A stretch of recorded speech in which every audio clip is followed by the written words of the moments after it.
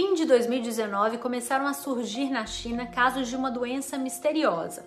Cerca de um mês depois, o governo chinês anunciaria um lockdown na cidade de Wuhan, o epicentro da epidemia. Até aquele momento, autoridades chinesas afirmavam que o surto estava sob controle, mas o discurso oficial estava longe da verdade. A essa altura, o novo coronavírus já estava se espalhando pelo território chinês. Eu sou Natália Passarinho, repórter da BBC News Brasil, e nesse vídeo eu vou viajar no tempo para contar como foram 5 dias cruciais do início do surto na China. Esse período vai de 30 de dezembro de 2019 até 3 de janeiro de 2020. Ele foi determinante para o destino da pandemia e até hoje gera muitos questionamentos à China. Antes de começar, é importante dizer que o governo chinês negou diversos pedidos de entrevista à BBC. Mandou só um comunicado ressaltando a sua transparência, responsabilidade e celeridade no combate à Covid-19. Mas sem demora, vamos ao primeiro desses 5 dias. A gente começa em 30 de dezembro. Por volta das 4 da tarde, a chefe da emergência do Hospital Central de Wuhan recebeu resultados de testes de sequenciamento genético. Eles foram feitos a partir de amostras dos pulmões das pessoas infectadas por um vírus desconhecido. A chefe da emergência suava frio, prestando atenção em 2 palavras alarmantes no topo do papel: SARS, coronavírus. Ela rapidamente circulou essas 2 palavras em vermelho e enviou a colegas pelo WeChat, o WhatsApp chinês. Ela pediu que a mensagem não fosse compartilhada fora do grupo de médicos, mas nas horas seguintes, milhões de pessoas receberam os prints e passaram a falar sobre esse vírus na China. O país já tinha sofrido uma epidemia de SARS em 2002 e 2003, uma doença também causada por um coronavírus. Na época, Pequim também insistiu que tudo estava sob controle. 800 pessoas morreram da infecção na China. Mas dessa vez o laboratório de sequenciamento genético tinha cometido um erro. Não era o vírus SARS que estava adoecendo as pessoas, mas um novo vírus bastante parecido. Percebendo que havia algo de errado na cidade, o Comitê de Saúde de Wuhan ordenou que os hospitais da região reportassem os casos da doença. O comitê não queria que os hospitais dessem declarações sem aviso prévio, mas essas ordens foram vazadas na internet só 12 minutos depois. Aqui vale lembrar o papel da experiente epidemiologista americana Marjorie Pollack. Ela vive em Nova York e é editora da newsletter especializada ProMed Mail. Eles foram os primeiros a darem a notícia do primeiro surto de SARS no mundo em 2003 e voltaram a ter um papel essencial no caso do novo coronavírus.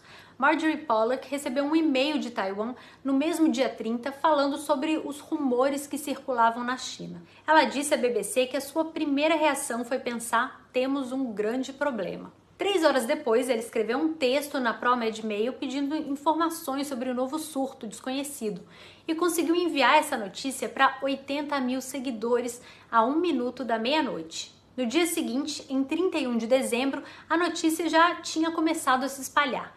A Comissão de Saúde de Wuhan informou que 27 casos de pneumonia viral tinham sido identificados, mas que não havia evidências de transmissão de pessoa para pessoa. Foi aí que o professor George F. Gao, que é diretor-geral do Centro para Controle de Doenças da China, começou a receber ofertas de ajuda do mundo inteiro. Mas cientistas que entraram em contato dizem que Gao não parecia preocupado com a situação.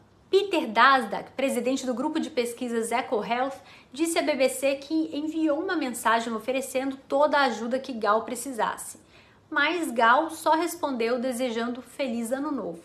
Outra polêmica tem a ver com a demora de Gao para liberar os resultados do sequenciamento genético do vírus. Segundo o epidemiologista Ian Lipkin, Gao revelou a ele que tinha identificado um novo coronavírus, mas disse que não era tão infeccioso. A China só divulgaria os resultados ao mundo 12 dias depois. Agora vamos ao primeiro dia de 2020, que foi marcado por uma frustração internacional. Isso porque a Organização Mundial da Saúde não tinha sido notificada oficialmente do que estava acontecendo na China. O protocolo da OMS determina que surtos de doenças infecciosas que podem gerar preocupação global devem ser reportados em até 24 horas. Membros da OMS tinham visto a publicação da Marjorie Pollack, que eu mencionei agora há pouco, e coletaram informações pela internet. Por causa disso, a organização resolveu entrar em contato com a China, mas só recebeu o retorno 2 dias depois. E a resposta foi vaga.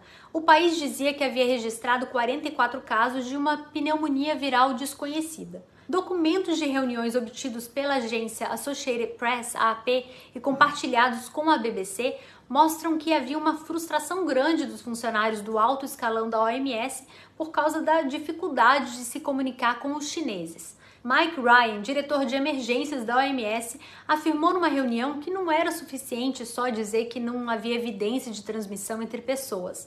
Era preciso ver os dados. Mas a OMS era legalmente obrigada a reproduzir as informações dadas pela China. E só conseguiu confirmar a transmissão do vírus entre humanos 3 semanas depois. Como só a narrativa das autoridades chinesas era divulgada, a impressão para o público era de que o problema estava sob controle. Chegamos no dia 2 de janeiro, que foi marcado pela pressão contra médicos na China. Enquanto mais e mais pessoas procuravam os hospitais de Wuhan, a imprensa estatal chinesa começou uma campanha para silenciar profissionais de saúde. Naquele dia, a emissora estatal da China veiculou uma reportagem desqualificando médicos que falaram sobre o surto 4 dias antes. No material, os médicos eram tratados como espalhadores de rumores na internet. Os profissionais de saúde também foram chamados para prestar depoimento. O caso que mais chamou atenção foi o do oftalmologista Li Wenliang, que tinha escrito um relato que viralizou. Ele teve que assinar uma carta onde era acusado de divulgar informações falsas e perturbar a ordem social. Li morreu no mês seguinte, vítima da Covid-19. O governo chinês afirma que suas ações não foram censura, mas um esforço para não espalhar informações ainda não confirmadas. Só que o impacto dessa postura foi significativo.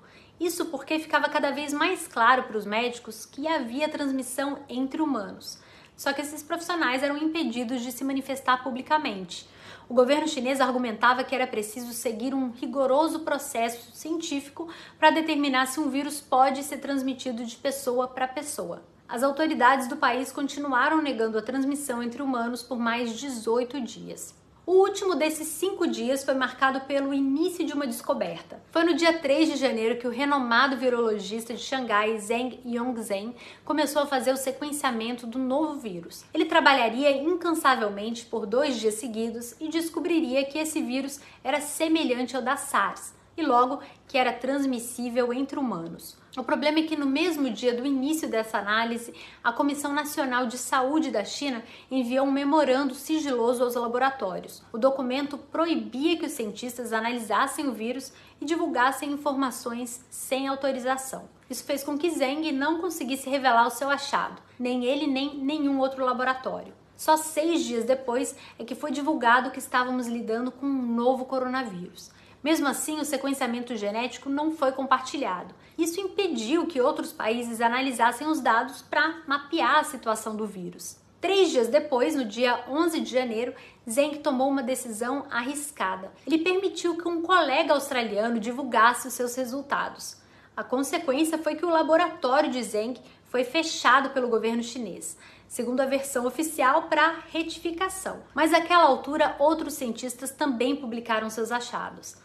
A confirmação da transmissão entre humanos só veio da China mesmo no dia 20 de janeiro. Especialistas afirmam que essa demora na divulgação de informações a respeito do coronavírus dificultou ações que poderiam ser tomadas contra a doença. Lawrence Gosten, da Universidade de Georgetown, nos Estados Unidos, diz que foi uma oportunidade que a gente perdeu de controlar a disseminação do vírus. Para ele, quando todos foram informados da transmissão entre pessoas, a situação já era grave. Já o virologista Wang Linfa, que pesquisa morcegos em Singapura, diz que a China poderia ter feito muito mais antes do dia 20 de janeiro, quando o país finalmente reconheceu a transmissão entre humanos. O governo só decretou um lockdown em Wuhan, restringindo fortemente a circulação e o contato entre pessoas no dia 23 de janeiro. Hoje estima-se que entre 2.300 e 4.000 pessoas já tinham sido infectadas naquele momento, segundo cálculos de pesquisadores da Universidade Northeastern, nos Estados Unidos.